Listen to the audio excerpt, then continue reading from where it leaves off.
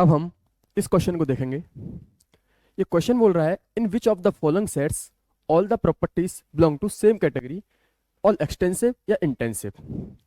तो ये पूछना चाह रहा है ये क्वेश्चन कि ये जो लिखी हुई है ये प्रॉपर्टीज या तो सारी एक्सटेंसिव होनी चाहिए या इंटेंसिव होनी चाहिए।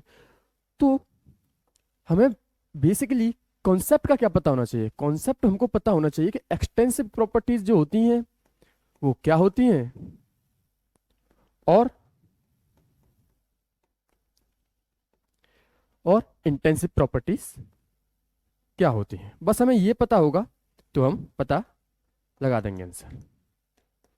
ठीक है, अब हमें पता होना चाहिए कि एक्सटेंसिव प्रॉपर्टीज जो होती हैं वो मास पे डिपेंड करती हैं। किस पे? मास पे डिपेंड करती हैं। बिल्कुल सही बात है। और इंटेंसिव प्रॉपर्टी जो होती है वो मास पे डिपेंड बिल्कुल नहीं करती है। बस हमें ये पता होना चाहिए। चलो अब क्वेश्चनों को देखना चालू करते हैं। जब क्वेश्चन को देखना चालू करेंगे तो देखिए मास, हाँ, एक एक्सटेंसिव प्रॉपर्टी है, वॉल्यूम एक एक्सटेंसिव प्रॉपर्टी है, लेकिन प्रेशर एक एक्सटेंसिव प्रॉपर्टी नहीं है। तो मैं लिख देता हूँ यहाँ ये भी एक्सटेंसिव है, ये भी एक्सटेंसिव है, लेकिन ये इंटेंसिव है। तो ये तो आंसर रहेगा नहीं, बिल्कुल नहीं रहेगा। अब चलते हैं नेक्स्ट की तरफ। नेक्स्ट में जाके देखूं तो देखिए टेम्परेचर कैसा है आपका, इंटेंसिव प्रॉपर्टी है। प्रेशर कैसा है, इंटेंसिव प्रॉपर्टी है। लेकिन वॉल्यूम तो हम जानते हैं कि आप 1 लीटर में और 1 लीटर मिला दीजिए तो वॉल्यूम बढ़ जाएगा।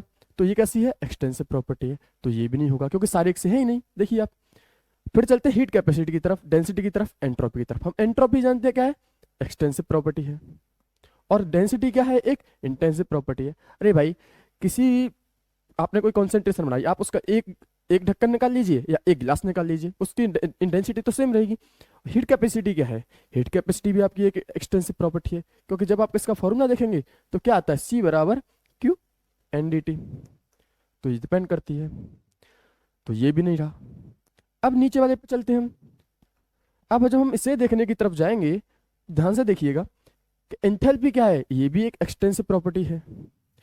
इंटरनल एनर्जी क्या है, ये भी एक एक्सटेंसिव प्रॉपर्टी है। और वॉल्यूम कैसा है आपका, ये भी एक एक्सटेंसिव प्रॉपर्टी है। क्योंकि जब इसका फॉर्मूला देखेंगे तो डेल एच बराबर N S N C P D T होता है, इंटरनल एनर्जी का डेल बराबर N C P D T होता है। वॉल्यूम तो हम जानते ही हैं, वो भी एन पे डिपेंड कर रहा है, ये भी एन पे डिपेंड कर रहा है, और ये वॉल्यूम है। ये तो सारी की सारी क्या है, एक्सटेंसिव प्रॉपर्टी है।